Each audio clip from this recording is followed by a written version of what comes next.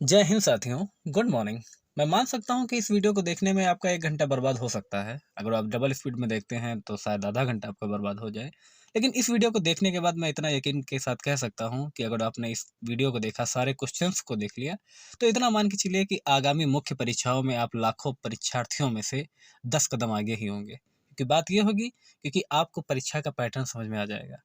क्योंकि अमूमन मैंने अधिकतर बच्चों से पूछा जिन्होंने पेट का एग्जाम दिया था, तो सभी के द्वारा यही क्वेश्चन कहा जाता था कि चौथी शिफ्ट का पेपर जो आपको, यानी कि 16 अक्टूबर का जो सेकंड शिफ्ट का पेपर था, वो ये था। और यहाँ तक कि मैंने उनसे पूछा तो उनको लगा, जो चौथी शिफ्ट के थे यानी कि 16 अक्टूबर को सेकंड शिफ्ट के बच्चे थे, उनको लगा नहीं, पहली शिफ्ट का पेपर ज़्यादा सही था जो कि 15 अक्टूबर को हुआ था। तो आप खुद देखिए, ठीक है? परीक्षा के पैटर्न को समझिए, और जिसने पैटर्न को समझ लिया तो वाक़ई में वही आगे बढ़ जाएगा। ठीक है? तो चलिए दोस्तों, इस वीडियो में जो है पूरा आंसर के साथ हम क्वेश्चन को डिस्कस करेंगे। चारों शिफ्ट के क्वेश्चन आंसर को हम डिस्कस करेंगे, और आप इसको देखिए कि क्वेश्चन पकड़िए, ठीक है? क्योंकि लगातार आप परीक्षा यहीं देते रहेंगे, क्या कब होगा, कोर्ट जाएगी, ये बॉल जाएगा, ये बॉल जाएगा। तो आप कोशिश करिए कि जो भी आपको मुख्य परीक्षा में मौका देने को मिले पेपर, तो उसको में आप सिलेक्शन ले पाएँ, ठीक है? यही एक मेन मोटो था इस वीडियो को देखने का, और आशा करते हैं कि आप इस वीडियो को पूरा देखेंगे, और जिसने भी पूरा देख लिया, मैं यकीन यकीन के साथ कह सकता हूँ, दावे के साथ कह सकता हूँ कि आप परीक्षा में और बेहतर करेंगे, क्योंकि आपको ज़्यादा ज़मीन में घुसने की आवश्यकता नहीं है। क्योंकि मैंने देखा था अक्सर बच्चे बाद में उन्होंने कमेंट किया कि सर, हमने बहुत बड़ी गलती की, आपकी 600 प्रश्नों की ब्रह्मास्त्र नहीं देखी, और बड़े-बड़े चैनलों की 4-4 घंटे की क्लासेस में पड़े रहे, एक क्वेश्चन भी नहीं फँसा पाए। और आप देख सकते हैं कि जो हमने आपको ब्रह्मास्त्र सीरीज़ दी थी 600 क्वेश्चन की, करंट अफेयर की, उसमें पहली शिफ्ट में 8 क्वेश्चन मिल गए थे, पता है? और उसके अलावा हर शिफ्ट में उससे क्वेश्चन मिले थे। चलिए दोस्तों, वीडियो को शुरू करते हैं। वीडियो शुरू करने से पहले अगर वाकई में आप सिलेक्शन चाहते हैं तो चैनल को सब्सक्राइब जरूर करें, क्योंकि आने वाली मुख्य परीक्षा के लिए ये चैनल आपके लिए रामबाण का काम करेगा। ठीक है, पहला क्वेश्चन था आपका, वेयरेबल एटीएम कार्ड्स और ऑफलाइन यूपीआई किस कंपनी द्वारा लॉन्च किया गया है? तो ये एस मनी के द्वारा लॉन्च किया गया है। अच्छा, ये शायद चौथी शिफ्ट का स्टार्ट है। मैंने आपसे भी बताया ना कि जिसने भी क्वेश्चन को देख के ये बता दिया कि हाँ, ये उस परीक्षा में पूछा गया था, तो उसका सिलेक्शन कोई नहीं रोक सकता है। तो बस आपको इतना अपने अंदर कॉन्फिडेंट लाना है, ठीक है, कि आप क्वेश्चन को देखें, तुरंत बता दें कि हाँ, ये इस परीक्षा में पूछा गया था। ठीक है, पहला क्वेश्चन था आपका, ठीक है, पहली शिफ्ट का। 40% व्यक्ति समाचार एक्स पढ़ते हैं और वाई, और 50% व्यक्ति समाचार वाई पढ़ते हैं। 10% व्यक्ति दोनों समाचार पढ़ते हैं। कितने व्यक्ति दोनों में से कोई समाचार पत्र नहीं पढ़ते हैं? इसका राइट आंसर था 20%। 5 परिणामों का औसत 46 है, और पहले 4 का 45 था, पांचवा परिणाम 50 था। ठीक है, इस तरह के क्वेश्चन आपको मैथ में मुझे बताने की आवश्यकता नहीं है, बस इतना आप ध्यान रखिए। पादप कोशिका भित्ति निम्नलिखित में से किससे बनी होती है? तो ये आपकी सेलुलोज में से बनी होती है। इसको जब आप सॉल्व करेंगे बर्डमॉस के नियम से, ठीक है, पहले ब्रैकेट के अंदर का सॉल्व करेंगे, उसके बाद से उसमें घटाएंगे, तो आपका राइट आंसर 30 आ जाएगा। और ये जो आपका स्क्वायर में था, बटे में 100 था, तो आपका राइट आंसर का 100 आ जाएगा। ठीक है, अब इसमें देखिए कितना अच्छा क्वेश्चन था कि किस विकल्प में सही विलोम युग्म है? निषिद्ध तुच्छ ये सब होते नहीं थे, नूतन का पुरातन बिल्कुल राइट आंसर हो जाता है। ख्याली पका पकाना यानी कि असंभव बातों की कल्पना करना। महर्षि शब्द का सही संधि विच्छेद क्या है? तो महाधन ऋषि होता है। अगला क्वेश्चन था कि किस विकल्प में शब्द युग्म का अर्थभेद सही नहीं है? तो अनिल, हवा, आग, अनल, ये तो गलत हो गया था, बट ये तो सही था। ठीक है, ये सारे सब आपके सही थे। यही आपका सही था, अवलंब और अविलंब। ठीक है, अविलंब मतलब शीघ्राति शीघ्र होता है। ठीक है, तो यही आपका गलत हो जाएगा। और आपसे यही पूछ रहा था, क्वेश्चन को बताया ना कि थोड़ा क्वेश्चन भी पढ़ा करिए, थोड़ा प्यार से पढ़ा करिए, देखा करिए क्या कह रहा है क्वेश्चन। ठीक है, अगला क्वेश्चन है कि किस विकल्प में सभी शब्द परस्पर पर्यायवाची हैं? अब पार्वती की इसमें सभी समान थे। ठीक है, पार्वती, रुद्राणी और भवानी। नेक्स्ट क्वेश्चन आपका पैराग्राफ था इंग्लिश का। ठीक है, पैराग्राफ जब आप पढ़ते तो आप तुरंत बता देते कि होज कॉरलाइन्स ब्रदर ऑन आउटडोर टाइप, तो no. Where where the squads collected, तो बैटिंग से करेक्ट थे। इसको जब आप सॉल्व करते हैं कि एक महिला की ओर इशारा करते हुए नीलेश ने कहा कि वह मेरी पत्नी के दादा की इकलौती संतान की इकलौती बेटी है, तो महिला नीलेश से किस प्रकार संबंधित हो जाती? तो बराबर में आज आपका आ जाता, और पत्नी आपका राइट आंसर हो जाता। असंगत आपको अलग करना था। ठीक है, तो इसमें से आपको असंगत हो जाता है आपका 100। ठीक है, क्योंकि 10 दहम 100 था। ठीक है, बाकी सभी क्यूब में थे। 2 दूनी 4 दूनी 8, 3 3 9, त्रुक 27, 4 चौको 16 चौको 64, पचम 25, पंच 125, इस तरह से थे। लेकिन ये जो था आपका 100, ये स्क्वायर था, ये 10 का स्क्वायर था, बाकी सारे क्यूब में थे। नेक्स्ट क्वेश्चन था कि 1 जनवरी 2006 को रविवार था और 1 जनवरी 2010 को सप्ताह का कौन सा दिन था, तो ये शुक्रवार हो जाता आपका। Give synonym of the word partial, इसका हो जाता है incomplete. Choose the correct antonym of disappoint यानी कि सेटिस्फाई।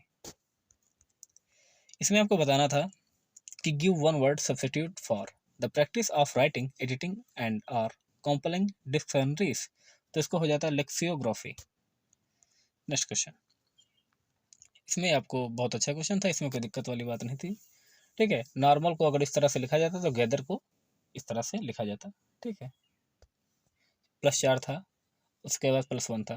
ठीक है, नेक्स्ट कथन था आपका कि सभी किताबें पेपर हैं, कुछ पेपर जर्नल हैं, कुछ जर्नल कैलेंडर हैं, इसमें से आपका कोई नहीं सही हो जाता। हालांकि क्वेश्चन तो आपके पास होगा ही पेपर, आप वहाँ से सिर्फ आंसर आप इसको अच्छे से देख सकते हैं, और जिन्होंने नहीं दिया वो भी देख सकते हैं, और जिन्होंने दिया है कहाँ पे गलती की वो भी देख सकते हैं। अगस्त 2022 में भारत की पहली अंडर वाटर मेट्रो का उद्घाटन निम्नलिखित में किस शहर में किया गया था? कोलकाता में। ये क्वेश्चन मैंने आपको करंट अफेयर में करवाया था। किस देश के वैज्ञानिकों ने पहला कृत्रिम भ्रूण तैयार किया था? ये भी मैंने आपको इजराइल करवाया था, जो आपके ये सब आपके ब्रह्मास्त्र सीरीज से मिला था। ये देखिए, नरेंद्र मोदी ने निम्नलिखित में से किस राज्य में second BX India international bullion है ना एक्सचेंज लॉन्च किया था? ये गुजरात हुआ था, राइट आंसर था। निम्नलिखित में से किस देश ने अब तक ताइवान के आसपास अपना अब तक का सबसे बड़ा सैन्याभ्यास किया था? ये भी मैंने आपको करवाया था, चीन राइट आंसर था। बताया था कि पहली शिफ्ट में आपको हमारी ब्रह्मास्त्र सीरीज से 8 क्वेश्चन मिले थे, ये भी क्वेश्चन मैंने आपको स्काईलाइट इसका राइट आंसर था करवाया था। किन 2 शहरों के बीच आकाशा एयर की पहली उड़ान का उद्घाटन किया गया? ये भी मैंने आपको करवाया था, मुंबई से अहमदाबाद। आज़ादी का अमृत महोत्सव के तहत बढ़े चलो, ये भी मैंने आपको बताया था, ये संस्कृति मंत्रालय का था। कि आपने 4-5 घंटे देखी थी अदर चैनल पे बहुत बड़ी बड़ी क्लासेस, लेकिन क्या हुआ था? कोई नतीजा नहीं। और यहाँ सिर्फ मैंने 1 घंटा 51 मिनट की क्लास दी थी। कौन सा देश भारत का पड़ोसी नहीं? तो संयुक्त अरब अमीरात यानी कि UAE। किस IIT ने AI फॉर भारत नीलकर्णी केंद्र की शुरुआत की थी? ये भी मैंने आपको करवाया था, IIT मद्रास। किस केंद्रीय मंत्री की अध्यक्षता में चंडीगढ़ में नशीली दवाओं की तस्करी और राष्ट्रीय सुरक्षा पर एक राष्ट्रीय सम्मेलन आयोजित किया गया था? अमित शाह। ये भी बिल्कुल मैंने करवाया था आपको, राइट आंसर था। हर घर जल प्रमाणित वाला राज्य गोवा, ये तो मैंने आपको GK में करवा दिया था, GS में, जनरल स्टडी में। अंतर्राष्ट्रीय जैव विविधता दिवस, ये तो आप सभी को पता होता है, 22 मई है ना। 22 मार्च से स्टार्ट होता है जल दिवस। ठीक है, पृथ्वी दिवस अब 22 अप्रैल को, फिर 22 मई को जैव विविधता दिवस। आपने कई बार ये क्वेश्चन पढ़ा होगा। निम्नलिखित में से कौन सा विश्व का सबसे बड़ा नदी द्वीप है? राइट आंसर आपका माजुली द्वीप। ये भी मैंने आपको एक दिन पहले परीक्षा में करवाया था, जो आपको मैंने एक क्लास दी थी भूगोल की, जियोग्राफी की। निम्नलिखित में से हंगरी की मुद्रा क्या है? तो ये होती है हंगेरियन फॉरेंट। स्वतंत्रता के बाद भाषा के आधार पर भारत के पहले राज्य का नाम बताइए? आंध्र प्रदेश। ये भी मैंने आपको करवाया था लोकसभा में। ये भी मैंने आपको संविधान की एक दिन पहले की क्लास में दिया था, उसमें आपको इसी तरह से क्वेश्चन दिया था कि लोकसभा में पद धारण करने की न्यूनतम आयु क्या होती है? तो 25 वर्ष होती है। आगे देखते हैं, UNFCCC का अर्थ क्या होता है? United Nations framework convention of climate change. नौटंकी तो आप सभी जानते हैं, ये उत्तर प्रदेश का लोक नृत्य होता है। और अंतर्राष्ट्रीय ओलंपिक समिति का मुख्यालय स्विट्जरलैंड में है, ये भी मैंने आपको करवाया था। ये हाँ क्वेश्चन मैंने आपको नहीं करवाया था कि पावर्स ऑफ द माइंड किसकी लिखी पुस्तक है? तो ये स्वामी विवेकानंद की लिखी पुस्तक है। नेक्स्ट क्वेश्चन है, आपको एक था आपका पैराग्राफ गद्यांश था, गद्यांश के आधार पर आपको उत्तर देने थे, तो इसमें कोई ज़्यादा दिक्कत नहीं होनी चाहिए। साहित्य अपने दायित्व का निर्वहन किस प्रकार पूरा करता है? दुष्प्रभावों को सामने लाकर। बहुत अच्छा क्वेश्चन था ये। साहित्यकार समाज के प्रति अपने उद्देश्य को कैसे परिपूर्ण करता है? साहित्यकार समाज में अपनी कृतियों द्वारा आशा का संचार करता है और उत्साह एवं कर्तव्यवाद का संदेश देता है। साहित्य हमें किस तरह से पुरानी पीढ़ियों की जानकारी देता है? वो राष्ट्र का इतिहास, गरिमा, संस्कृति, सभ्यता, पूर्वजों के विचार, अनुसंधान और तत्कालीन साहित्य द्वारा ही जाने जा सकते हैं कि किस प्रकार से वहाँ पर माहौल था, राजनीतिक व्यवस्था क्या थी, आर्थिक व्यवस्था क्या थी। ये हम किताबों के द्वारा ही जानकारी प्राप्त कर सकते हैं। साहित्य केवल समाज का दर्पण क्यों नहीं है? क्योंकि बात यह होती है, साहित्य द्वारा समाज की विडंबनाओं और विसंगतियों पर प्रहार करके उनमें सुधार लाने की कोशिश की जाती है। कि जरूरी थोड़ी ना कि इसमें सब अच्छाई चीज़ें हों। अधिकतर यह रहता है साहित्य में जो बुरी चीज़ें होती हैं उसमें सुधार करने की आवश्यकता की जाती है। ठीक है, अब प्रस्तुत गद्यांश का सर्वाधिक उचित शीर्षक क्या हो सकता था? यही कि साहित्य और समाज। अगला फिर आएगा आपका पैराग्राफ था, यानी कि गद्यांश था, इससे आपको उत्तर देने थे। चलिए देख लेते हैं। गद्यांश में चिरस्थायी शब्द का कौन सा विलोम होता है? चिरस्थायी मतलब जो हमेशा बना रहे, और क्षणभंगुर जो तुरंत ही आपका खत्म हो जाए। सत्य की तलाश कैसे की जानी चाहिए? श्रद्धापूर्वक अंतः विद्यमान सत्य के मार्ग पर आगे बढ़ते हुए इस सत्य का साक्षात्कार करें। जिज्ञासु को सत्य और अहिंसा के पथ पर चलते समय संकटों का सामना कैसे करना चाहिए? संकटों को सहते हुए निमित्त नाश किए बिना आगे बढ़ना चाहिए, है ना। जैसा कि आप लोग पेपर देने गए थे, तो वहाँ पर आपने देखा ना कि आपको न बैठने की व्यवस्था थी, न खड़े होने की व्यवस्था थी, न कहीं पर आपको रुकने की सही से व्यवस्था थी, फिर भी आपने संकटों का सामना किया। ठीक है, तो ये तो करना ही पड़ता है। तो आगे, लेकिन आगे बढ़ने के लिए बहुत जरूरी है। सत्य के और अहिंसा के मार्ग को असत्य की धार पर चलने के समान क्यों बताया गया है? क्योंकि सत्य और अहिंसा का मार्ग जितना सीधा है उतना ही तंग है, और इस मार्ग पर चलना अत्यंत कठिन होता है। सत्य रूपी परमेश्वर की रत्न चिंतामणि को प्राप्त करने के लिए हम क्या कर सकते हैं? अंतर्निहित सत्य का साक्षात्कार करें। अगला आपका डीआई से संबंधित है, आपका यहाँ से। ठीक है, तो इसका राइट आंसर था कि इस अवधि के दौरान, अच्छा 51वां क्वेश्चन, अच्छा 52 से 56 ही था। इस अवधि के दौरान कंपनी को प्रतिवर्ष ब्याज की औसत राशि कितनी चुकानी पड़ी थी? तो ब्याज की औसत राशि आपको जब जोड़ लेते तो आपका आता 26.62। ठीक है। बोनस दी गई अवधि के दौरान कंपनी द्वारा भुगतान की गई बोनस की कुल राशि क्या थी? इस अवधि के दौरान भुगतान की गई वेतन की कुल राशि का लगभग कितना परसेंट था? यानी कि जो आपका वेतन था और उसके अलावा बोनस था, उसका परसेंटेज आपको निकालना था, तो 0.6% आ जाता। 2011 में इन सभी मदों पर कुल व्यय, 2015 में कुल व्यय का लगभग कितना प्रतिशत था? सॉल्व करते आपको 68.33% आ जाता। और सभी वर्षों के लिए करों पर कुल व्यय और सभी वर्षों के लिए ईंधन और परिवहन पर कुल व्यय के बीच अनुपात कितना था? तो 109.151, यानी कि 151। वर्ष 2013 के दौरान इन मदों पर कंपनी का कुल व्यय कितना था? तो 738.44 लाख। अगला फिर आपका एक वही से संबंधित था, आपका पैरा से। ठीक है, इसको आप जब सॉल्व करते हैं तो 10 दिनों के दौरान आल्टो और टियागो की औसत गति का अनुपात क्या था? तो 25.36 था अनुपात। इसके अलावा एक था आपका रीजनिंग का क्वेश्चन, अच्छा ये उसी से संबंधित है। ऑटो और क्विड दिए गए 10 दिनों के दौरान अपनी औसत गति की समान गति से एक दूसरे की ओर यात्रा कर रहे हैं। मिलने के बाद वे एक दूसरे के शुरुआती बिंदु की ओर यात्रा करते हैं। ये शुरू में दोनों कारों के बीच की दूरी 2300 किलोमीटर थी। तो ऑल्टो और क्विड द्वारा एक दूसरे से मिलने के बाद अपने गंतव्य तक पहुंचने में लगने वाले समय का अंतर ज्ञात कीजिए।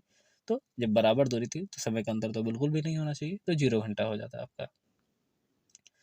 और इसको जब आप सॉल्व करते हैं कि दिए गए 10 दिनों के दौरान कार मिनी द्वारा उसकी औसत गति से 875 किलोमीटर की यात्रा करने के लिए समय का दिए गए 10 दिनों के दौरान कार स्विफ्ट द्वारा उसकी गति से 990 किलोमीटर की यात्रा करने में कुल समय से अनुपात ज्ञात कीजिए। तो ये आपका अनुपात आ जाता है, अगर उसका बराबर 875 का 10 किलोमीटर रखते हैं, ठीक है, और उसके बाद 990 का रखते हैं, तो ये आपका टोटल अनुपात 56.99 आ जाता है। अगला क्वेश्चन था कि 10 दिनों के दौरान टियागो और मिनी द्वारा तय की गई कुल दूरी का अनुपात 18.25 था। और आपका ये अगला क्वेश्चन था, ये सभी कारों द्वारा 10 दिन में तय की गई कुल दूरी कार ए और कार बी क्रमशः 150 घंटे और 300 घंटे की तय करती हैं। तो कार ए और ए के बीच औसत गति का अंतर था आपका क्या था? 61 किलोमीटर प्रति घंटा। अगला ये क्वेश्चन थोड़ा बहुत इंपॉर्टेंट होता है और बहुत अच्छा क्वेश्चन होता है। ठीक है, ये देखिए मैं बहुत जल्द आपको सॉल्व करा दूंगा अच्छे से। ठीक है, यहाँ पर सिर्फ आप इसका उत्तर देख लीजिए। 2003 के दौरान कंपनी में कार्यरत कर्मचारियों की संख्या कितनी थी? 5000 थी। दी गई अवधि के दौरान किसी भी वर्ष में कंपनी में शामिल होने वाले कर्मचारियों की न्यूनतम संख्या का कंपनी छोड़ने वाले कर्मचारियों की अधिकतम संख्या से अनुपात कितना है? तो 9:13 हो जाता है। किस वर्ष में पिछले वर्ष की तुलना में कंपनी छोड़ने वाले कर्मचारियों की संख्या में प्रतिशत वृद्धि या कमी अधिकतम थी? तो 2002 में। 2002 से 2003 तक कर्मचारियों की संख्या में लगभग कितने प्रतिशत की वृद्धि या कमी हुई? तो 1% की वृद्धि या कमी हुई थी। 2003 में कंपनी में काम करने वाले कर्मचारियों की संख्या 2006 में कंपनी में काम करने वाले कर्मचारियों की संख्या का लगभग कितने प्रतिशत थी? तो 96.15% थी। अगला था आपका दंड आरेख था, ठीक है, यानी कि बार ग्राफ था। ठीक है, इसको जब आप सॉल्व करते हैं, पिछले वर्ष की तुलना में किस वर्ष उत्पादन में प्रतिशत वृद्धि सबसे अधिक थी? तो 2017 में थी। दिए गए कितने वर्षों में खिलौनों का उत्पादन किए गए वर्षों का औसत उत्पादन से अधिक था? तो 4 था। 2013 से 2014 तक खिलौने के उत्पादन में लगभग कितनी गिरावट दर्ज की गई थी? तो 20%। और 2015 और 2016 का औसत उत्पादन निम्नलिखित में से किस वर्षों के युग्म के औसत उत्पादन के बिल्कुल बराबर था? तो जो 2012 और 2017 का औसत उत्पादन था वो 2015 और 2016 के औसत उत्पादन के बराबर था। 2011 की तुलना में 2018 में खिलौने के उत्पादन में लगभग कितने प्रतिशत वृद्धि थी? तो 137.5%। ठीक है। अगला क्वेश्चन बहुत अच्छा था कि संगमरमर व पिथराडुरा या रंगीन पत्थर की जुड़ाई का काम शाहजहां के समय में हुआ था। ये मैंने आपको करवाया था। निम्नलिखित में किस युग में तांबे का पहली बार उपयोग किया गया था? तो ताम्रपाषाण युग था। प्रथम बौद्ध संगीति का आयोजन राजगीर में। ठीक है, इसके लिए मैंने आपको विदाउट ट्रिक भी आपको करवाई थी, और जिसका नाम देवानाम प्रियदर्शी था। ठीक है, यहाँ पे प्रियदर्शी लिख गया था। ठीक है, लेकिन फिर भी आप इतना समझ सकते थे कि ये मौर्य सम्राट अशोक के बारे में बात कर रहा था। जब ईस्ट इंडिया कंपनी की स्थापना हुई तब भारत पर निम्नलिखित में से किसका शासन था? तो आप सभी जानते हैं कि 1600 में स्थापना हुई थी, और उस समय आप जानते हैं कि 1605 में तो अकबर की मृत्यु हुई थी, यानी कि मुगल काल ही चल रहा था। भूदान आंदोलन, तो ये तो बहुत इंपॉर्टेंट क्वेश्चन और बहुत ही चुना हुआ क्वेश्चन है, विनोबा भावे के द्वारा शुरू किया गया था। अच्छा, इसमें अधिकतर बच्चे कन्फ्यूज हो जाते हैं कि दांडी नामक यात्रा के दौरान जो नमक यात्रा हुई थी, किस सामाजिक कार्यकर्ता ने गांधी जी को आंदोलन को केवल पुरुषों तक सीमित न रखने के लिए राजी किया था? यानी कि उन्होंने कहा था कि बापूजी, इसमें आप महिलाओं को भी शामिल कर लीजिए। ठीक है, केवल पुरुष ही ना शामिल हो इसमें। ये कहा था कमला देवी चट्टोपाध्याय ने। अधिकतर बच्चे इसमें मैडम का मार के चले गए, है ना। राष्ट्रवाद की पहली स्पष्ट अभिव्यक्ति निम्नलिखित में किस क्रांति के साथ हुई? तो ये फ्रांसीसी क्रांति के साथ हुई थी। सरकार के निम्नलिखित में से किस अधिनियम के कारण बंबई से सिंध प्रांत का निर्माण हुआ था? तो जो आपका भारत शासन सरकार अधिनियम 1935 आया था, उसी से बंबई से सिंध प्रांत का निर्माण किया गया था। चलो दिल्ली, यानी कि दिल्ली चलो, ये नारा सुभाष चंद्र बोस जी ने दिया था। इसके अलावा उन्होंने कहा था तुम मुझे खून दो मैं तुम्हें आज़ादी दूंगा। निम्नलिखित में से कौन जनसंख्या वितरण को प्रभावित करने वाला आर्थिक कारक नहीं है? अब शहरीकरण आर्थिक हो सकता है, खनिज भी हो सकते हैं, औद्योगिकीकरण भी हो सकता है, लेकिन पानी की उपलब्धता ये कोई आवश्यक नहीं है जनसंख्या वितरण को प्रभावित करने वाला कारक। विश्व की सबसे ऊंची चोटी है माउंट एवरेस्ट किसके बीच स्थित है? इसमें अधिकतर बच्चे भारत और नेपाल क्लिक करके चले आए, गोला भर के चले आए, लेकिन इसका राइट आंसर है आपका नेपाल और तिब्बत के बीच में ये स्थित है। अक्टूबर में गर्मी का मुख्य कारण क्या होता है? तो इसका मुख्य कारण होता है उच्च आर्द्रता से जुड़ा उच्च तापमान। ये भी क्वेश्चन मैंने आपको एक दिन पहले करवाया था कि भारतीय मानक समय ग्रीनविच माध्य समय यानी कि जीएमटी से ग्रीनविच मीन टाइम, जिसका फुल फॉर्म भी होता है, 5.5 घंटे आगे है, क्योंकि 82.30 डिग्री पर हम लोग आगे रहते हैं। कौन सा हरित क्रांति की रणनीति का हिस्सा था? तो ये सभी थे। और बिहार का शोक, मैंने आपको बताया था कि इससे पहले बिहार का शोक कह रहे थे, लेकिन बाद में बांध का निर्माण होने से कुछ हद तक इस पर काबू किया गया, तो कोसी, ये भी मैंने आपको करवाया था। और भारत की पंचवर्षीय योजनाओं को अंतिम स्वीकृति निम्नलिखित में से किसके द्वारा दी गई थी? तो राष्ट्रीय विकास परिषद के द्वारा। किसी भी विकासशील अर्थव्यवस्था के प्रारंभिक चरणों में अधिकांश गतिविधियां प्राथमिक क्षेत्र से ही संबंधित होती हैं। और निम्नलिखित में से कौन सा एक वाणिज्यिक बैंक नहीं है? तो ये था आपका सिडबी। ठीक है। सार्वजनिक क्षेत्र का उपक्रम संसद के तहत एक विशेष कानून पारित करके स्थापित किया गया था, ये था आपका वैधानिक निगम। भारत की संघ कार्य प्रणाली में निम्नलिखित में से कौन शामिल नहीं होता है? तो संघ की कार्य प्रणाली है, वहां पर राज्यों के मुख्यमंत्री का कोई काम नहीं होता है। यहाँ पर था आपका कि कौन सा अनुच्छेद भारतीय संविधान के सर्वोच्च न्यायालय की स्थापना और गठन के बारे में, ये भी मैंने आपको करवाया था, अनुच्छेद 124। मौलिक अधिकारों को लागू करने की शक्ति सर्वोच्च न्यायालय और उच्च न्यायालयों के पास होती है। राष्ट्रीय मानवाधिकार आयोग गृह मंत्रालय के अधीन होता है। किस केंद्र शासित प्रदेश में उच्च न्यायालय स्थापित करने का अधिकार है किसे? तो बताइए, अगर हमें, तो ये इसका राइट आंसर हो जाता है संसद। संसद कहीं पे भी उच्च न्यायालय स्थापित कर सकती है। कौन सा वनस्पति रेशा इसमें से नहीं था? तो नायलॉन नहीं था। तारों का रंग उसके तापमान पर निर्भर करता है। कौन सी गैस ग्लोबल वार्मिंग के लिए जिम्मेदार है? तो ग्रीन हाउस गैस है। और न्यूमोनिया मानव शरीर के किस अंग को प्रभावित करता है? तो फेफड़ों को प्रभावित करता है। साथियों, यहाँ पर आपका 15 अक्टूबर का पहली शिफ्ट का पेपर हो गया। ठीक है, उम्मीद करते हैं कि आपने सारे क्वेश्चन को समझ लिया होगा, सारे आंसर को समझ लिया होगा। ठीक है, अब आपका शुरुआत करते हैं आपका 15 अक्टूबर का ही सेकंड शिफ्ट का। और आई थिंक अधिकतर बच्चों ने कहा कि ये थोड़ा टफ था। ठीक है, 1930 में, चलिए देख लेते हैं, क्योंकि आपको तो सारे देखने हैं ना। 1930 में महात्मा गांधी द्वारा सविनय अवज्ञा आंदोलन शुरू करने का कारण क्या था? तो ये तो आप सभी जानते हैं कि इन्होंने इरविन से क्या कहा था कि एक 11 सूत्री अपनी मांग की थी। यहाँ पे देखिए लिखा भी था कि मैंने उनके आगे हाथ जोड़कर उन्होंने और विनती की, लेकिन उन्होंने हमारा सम्मान नहीं किया। इस तरह से एक स्टेटमेंट भी महात्मा गांधी ने दिया था। तो इसका राइट आंसर यही था कि ब्रिटिश शासन की बुराइयों को दूर करने के लिए 11 सूत्री कार्यक्रम वाले एक पत्र के माध्यम से वायसराय को बताया गया था, लेकिन वो पत्र को सारी मांगों को अस्वीकार कर दिया था। 1857 के विद्रोह का परिणाम ये था कि ईस्ट इंडिया कंपनी की शक्तियों को ब्रिटिश काउन में हस्तांतरित कर दिया गया था। ये तो कोई इतना इजी था नहीं, मतलब अच्छा था क्वेश्चन।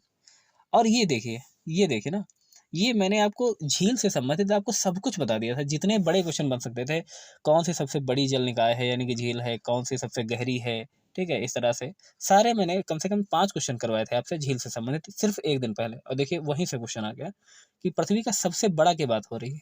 तो ये था आपसे सबसे बड़ा अंतःजलीय स्थल, ठीक है? तो ये था आपका कैस्पियन सागर। स्वतंत्र भारत के पहले भारतीय गवर्नर जनरल सी राजगोपालाचारी, और जब मैंने इनको डिस्कस करवाया था तो ये भी बताया था ये प्रथम और अंतिम दोनों थे। 1 दिन पहले ही करवाया था। और भारत से वर्मा को अलग कर दिया गया था भारत सरकार अधिनियम 1935 के द्वारा। आईएनए यानी कि भारतीय राष्ट्रीय सेना का गठन किया था मोहन सिंह ने। सागौन के जंगल भारत के निम्नलिखित में से किस राज्य में पाए जाते हैं? तो मध्य प्रदेश में। सामान्य वर्षा से अचानक वृद्धि हो जाती है और इससे कई दिनों तक लगातार जारी रहती है, इसे मानसून का क्या कहते हैं? तो प्रस्फोट यानी कि फटना कहते हैं। अभी मैंने आपको बताया था कि जीएमटी का फुल फॉर्म होता है ग्रीनविच मीन टाइम। प्रति 1000 लोगों पर जीवित जन्मों की वार्षिक संख्या को किस नाम से जाना जाता है? क्रोड यानी कि अशोधित जन्म दर। 1969 में कितनी प्रमुख निजी बैंकों का राष्ट्रीयकरण किया गया था? तो आपका 14 बैंकों का किया गया था, उसके बाद में 6 अन्य बैंकों का राष्ट्रीयकरण किया गया था, लेकिन पहले बार 1969 में 14 बैंकों का किया गया था। 1991 के आर्थिक सुधारों के बाद उद्योग विशेष रूप से सार्वजनिक क्षेत्र के लिए आरक्षित क्षेत्र, तो ये थे परमाणु ऊर्जा उत्पादन। योजना आयोग के अंतिम उपाध्यक्ष, ये भी मैंने क्वेश्चन आपको करवा दिया था, श्री मोंटेक सिंह अहलूवालिया। कौन सा क्षेत्र भारत का सबसे बड़ा नियोक्ता है? तो बात ये नहीं हो रही किससे उसको सबसे ज्यादा मार्जिन मिलता है, बात हो रही कि कहाँ पर उसका है ना एरिया किसका ज्यादा है, तो प्राथमिक क्षेत्र का है, लाजमी सी बात है। और हरित क्रांति के लिए भारत में सबसे पहले आरंभ स्थल पंजाब को चुना गया। अल्पसंख्यकों के हितों का संरक्षण अनुच्छेद 29 के तहत ही किया जाता है। और 42वें संविधान संशोधन के तहत राज्य में नीति निर्देशक तत्व जोड़ा गया था, ठीक है? तो इसमें से कौन सा है? तो समान न्याय और निःशुल्क विधिक सहायता। निम्नलिखित में से कौन सा मौलिक कर्तव्य है? तो सार्वजनिक संपत्ति की सुरक्षा करना, वैज्ञानिक दृष्टिकोण और मानववाद को विकसित करना, भारत की संप्रभुता, अखंडता और एकता की रक्षा करना, ये सभी राइट आंसर हो जाता। सभी अम्लों में समान तत्व हैं, यानी कि हाइड्रोजन में। नॉन स्टिक खाना पकाने के बर्तन से काहे से लेपित होते हैं? तो टेफ्लॉन ये लेपित होते हैं। अनुच्छेद 245 के अनुसार संसद का कार्य है कानून बनाना। सरकारी आयोग का संबंध केंद्र और राज्य संबंध से है। प्रकाश वर्ष के द्वारा एक माप है, वो है तारकीय दूरी का। इसको जब आप सॉल्व करेंगे तो आपका राइट आंसर आएगा 7.9। एक परीक्षा में 70% अभ्यर्थी भौतिकी में उत्तीर्ण हुए, 80% अभ्यर्थी तर्कड़ा में। यदि दोनों विषयों में 55% अभ्यर्थी उत्तीर्ण हुए तो दोनों विषयों में कितने प्रतिशत अभ्यर्थी अनुत्तीर्ण हुए? जब इसको थोड़ा आप सॉल्व करेंगे तो 5% हो जाएगा। सबसे बुद्धिमान स्तनधारी, तो ये होता है आपका डॉल्फिन। अधिकतर बच्चे इसमें व्हेल मार के चले गए, वो सबसे बड़ा है, बुद्धिमान की बात हो रही थी। पौधों का विकास किससे प्रभावित होता है? तो आप सभी जानते हैं पौधे प्रकाश की उपलब्धता में प्रकाश संश्लेषण के द्वारा अपने खाने का निर्माण करते हैं। तो प्रकाश की गुणवत्ता और मात्रा और अवधि, क्योंकि जिस पौधे को ये आप छाया में लगा देते हैं जहाँ पे सूर्य का रोशनी नहीं पहुंच पाता, वहां आप देखते हैं ना कि वो पौधा इतना विकास नहीं कर पाता। और इसमें से आपको बताना था कि कौन सा भिन्न सबसे बड़ा है। थोड़ा सॉल्व कर देते, दशमलव में ले आते, तुरंत आंसर आ जाता 11/13। √9 - 4√5 इसका राइट आंसर था 5√5 - 2। इन संख्याओं का औसत बताना था तो जोड़ के बटे कर देना था 5, राइट आंसर आ जाता। स्थावर का विलोम शब्द, ये तो बहुत है, जिन साथियों ने बीटीसी या बीएड किया होगा वो तो इससे बिल्कुल रट गए होंगे। जंगम स्थावर। बिल्ली को पहले ही दिन मारना चाहिए, है ना? कि अगर आपके पास किसी चीज से डर है तो उसको डर समाप्त कर दो, ठीक है? अगर आप में डर है कि नहीं अब मुख्य परीक्षा में क्या होगा, इन सबको समाप्त कर दो, आगे बढ़ो, ठीक है? तैयारी स्टार्ट कर दो, बस बाकी सब अच्छा होगा। स्वल्प का शोधन अल्प होता है। इति और इति यानी कि इति का अर्थ होता है, इतिश्री आपने पढ़ा होगा ना कि समाप्त हो जाता है। और इति यानी कि मतलब बहुत ही आपने इसमें इति कर दिया, यानी कि बहुत आपने इसमें विघ्न डाल दिया। कभी कभी क्या होता है कि थोड़ा आप उसको अपनी कॉमन सी भाषा में लैंग्वेज का प्रयोग करके देखा करिए, राइट आंसर आ जाता है। ईश्वर में विश्वास रखने वाला आस्तिक होता है, ना विश्वास करने वाला नास्तिक होता है। फिर आपका ये था वैलेंटाइन डे, फरवरी 14 की बात थी, आप लोग तो बड़ा प्रसन्न हो गए थे। ठीक है, चलिए देखते हैं इसके आंसर क्या है। According to the passage, what do school children gift their teachers? Thank you cards gift करते हैं। According to the passage, is Valentine's Day officially a holiday? तो नहीं, ऐसा तो कुछ नहीं है, ऑफिशियली हॉलीडे नहीं है। जो द करेक्ट सिनोनिम आपको बताना था टेम का, तो डोसिल हो जाता। और एंटोनिम रैपिड का बताना था तो टार्डी हो जाता। और वन हुई डिफरेंट इज प्लेसर और पेन, इसके लिए आपको एक सब्स्टिट्यूट वर्ड बताना था, ये हो जाता आपका टॉपिक। चलिए, एक तस्वीर की ओर इशारा करते हुए ए ने अपने दोस्त बी से कहा, वो मेरी माँ के पिता की इकलौती बेटी है। ए फोटोग्राफ वाले व्यक्ति से किस प्रकार संबंधित था?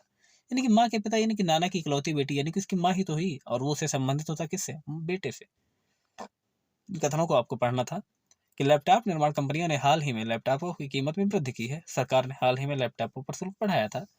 ठीक है, इसका कारण ये क्या हो जाता है? इसका राइट आंसर ये हो जाता है कि कथन सेकंड जो था वो कारण था। ठीक है, और कथन फर्स्ट इसका प्रभाव है, क्योंकि सरकार ने हाल ही में लैपटॉपों पर शुल्क बढ़ाया था। इसी का कारण ये था कि लैपटॉप निर्माण कंपनियों ने हाल ही में लैपटॉपों की कीमत में वृद्धि की है। दूसरा कारण था तो पहला उसका प्रभाव था। और ये देखिए कितना अच्छा क्वेश्चन था। मैंने आपको बताया था ना, रामायण सर्किट में कौन सा देश है इनमें से शामिल है। बहुत अच्छा क्वेश्चन मैंने आपको करंट अफेयर में करवाया था। नेपाल राइट आंसर था। और मैंने ये भी कहा था अधिकतर बच्चे इसमें श्रीलंका मार के चले आएंगे। भारत ने दोनों देशों के बीच मजबूत और दीर्घकालिक साझेदारी के निर्माण के लिए चल रहे प्रयासों के तहत निम्नलिखित में से किस देश को 75 एम्बुलेंस और 17 स्कूल बसें उपहार में दी थी? तो ये दिया है नेपाल को। कौन सा असंगत था इसमें? तो इसमें से 301 था। 1 जनवरी 2006 को रविवार था, तो 1 जनवरी 2010 को सप्ताह का कौन सा दिन था? तो शुक्रवार था। एक्टी को यानी ई डू इस प्रकार से लिखते हैं, तो इफेक्ट को किस प्रकार से लिखते हैं? तो ये था आपका TGGFDE। निम्नलिखित में से किस राज्य सरकार ने 5,000 रुपए की काशी यात्रा की सब्सिडी योजना शुरू की थी? तो कर्नाटक राज्य था ये।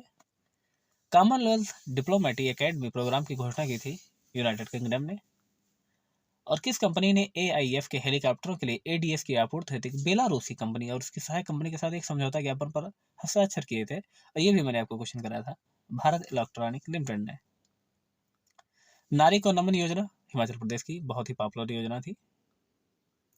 प्रधानमंत्री नरेंद्र मोदी ने किस जिले में डॉक्टर संपूर्णानंद स्पोर्ट्स स्टेडियम में एक कार्यक्रम में 1800 करोड़ की योजनाओं का उद्घाटन और शिलान्यास किया? जब आपको 4 ऑप्शन यहाँ पे दिख रहे थे तो आपको कम से कम ये चीज समझ लेनी थी कि कौन सा इनका संसदीय क्षेत्र है, वहीं पर तो अधिकतर योजनाओं का उद्घाटन करेंगे।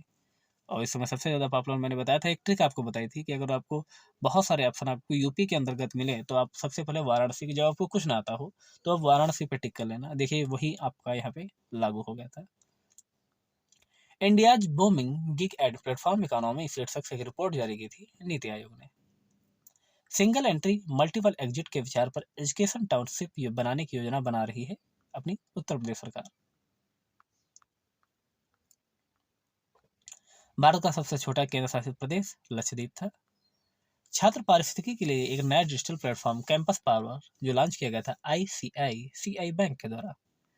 भारत के कितने राज्य बांग्लादेश के साथ सीमा साझा करते हैं? ये पिछली बार का वही आपका पेपर था, पूछा गया था, उसमें जिला पूछा गया था ना सर, नेपाल से कितने जिले संबंधित हैं।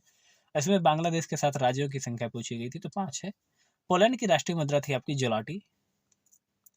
उत्तर प्रदेश का एक लोकप्रिय शास्त्रीय नृत्य है, तो आप सभी जानते हैं कथक है। ठीक है, और लोकसभा सत्र को स्थगित करने की शक्ति थी राष्ट्रपति के पास। अंतर्राष्ट्रीय अहिंसा दिवस यानी कि बापू के जन्म दिवस को मनाया जाता है। और वास्को डिगामा का मकबरा भारत में कोच्चि में स्थित है, केरल में। थॉमस कप आपका बैडमिंटन से संबंधित होता है। विंग्स ऑफ फायर पुस्तक डॉक्टर APJ अब्दुल कलाम की पुस्तक है। ग्लोबल वार्मिंग का अपेक्षित परिणाम है समुद्र के स्तर में वृद्धि, तटीय रेखा में परिवर्तन, फसल पैटर्न में परिवर्तन, ये सभी। फिर आपको अनुच्छेद को पढ़ना था, गद्यांश को। ठीक है, उसके बाद उसका उत्तर देना था। बहुत अच्छे क्वेश्चन थे, इसको में ज़्यादा कोई दिक्कत नहीं होनी चाहिए। आई थिंक 10 में से अगर जो आपने 10 भी क्वेश्चन सही किए हैं तो बिल्कुल सही क्वेश्चन किए हैं। आजकल पढ़े लिखे ना हुए कि विदेश क्यों जाते हैं? सर्वाधिक सफल दर कौन सा लगता है? सर्वाधिक सफल तर्क यही था कि माँ बाप का सपना पूरा करने, सुख चैन की जिंदगी बसर करने तथा समाज में प्रतिष्ठा पाने के लिए लोग विदेश में पढ़ने जाते हैं। इस प्रकार के व्यवहार से वह हमारे साथ कैसे रह पाएंगे? यहाँ ऐसे कौन से व्यवहार की ओर संकेत है जिससे उनकी संतान उन्हें अपने साथ नहीं रख पाती है? बच्चों के परिवारों के सदस्य जैसे कि उनकी पत्नी और उनके बच्चों के रहन सहन, खान पान और पहनाव और चाल चलन पर ऐतराज और कटाक्ष करते होंगे। ठीक है ना? कि आपने भी देखा होगा कि आपके घर में जो बुजुर्ग होते हैं, जब आप कुछ है ना नई नई हेयर स्टाइल बनाते हैं ना हनी सिंह टाइप का, तो घर के जो दादा दादी होते हैं ना वही सबसे पहले कहते हैं, आप जीन्स पहन के निकलती हैं तो और कोई भले ना टोके लेकिन आपकी दादी जरूर आपको टोकती है। ठीक है, तो ये तो लाजमी होता है क्योंकि उन्होंने वो उस माहौल में रहे नहीं है। अब उनको क्या पता कि यही आजकल का ट्रेंड है। ठीक है? तो यही सब दिक्कतें हो जाती हैं कि जो होता है ना, अपने संतान उन्हें अपने साथ नहीं रख पाती है। ये सबसे ज़्यादा इम्पोर्टेंट, जो सबसे ज़्यादा तर्कसंगत था आपका अकॉर्डिंग टू पैसेज।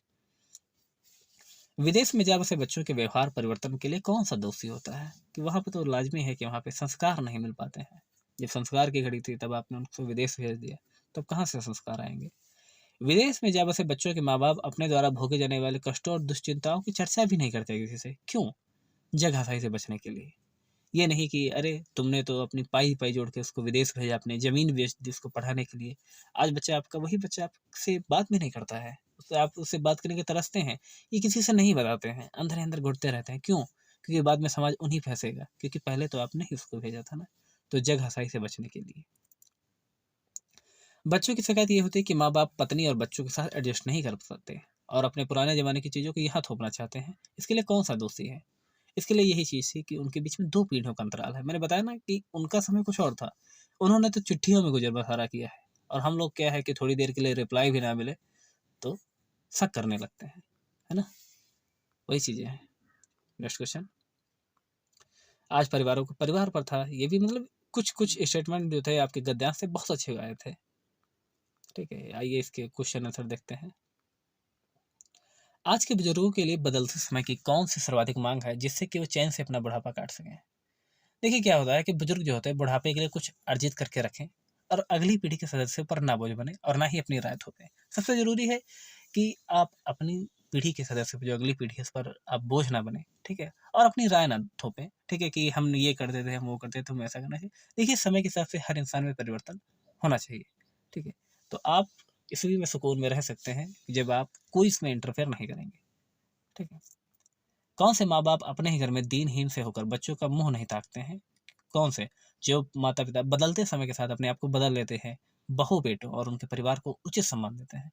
ये बहुत अच्छी लाइन है यहाँ पर, क्योंकि आजकल जो भी अपनी बहू के परिवार को उचित सम्मान दे रहा है ना, बहू केवल उसी का सम्मान कर रही है। अगर आपने बहू के परिवार वालों को सम्मान नहीं दिया और पुराने ज़मानों की पैंथी आपने अपना ली कि उनको दुत्कार रहे हैं, तो फिर आपका गुज़र-बसर वहाँ होना मुश्किल है। ठीक है?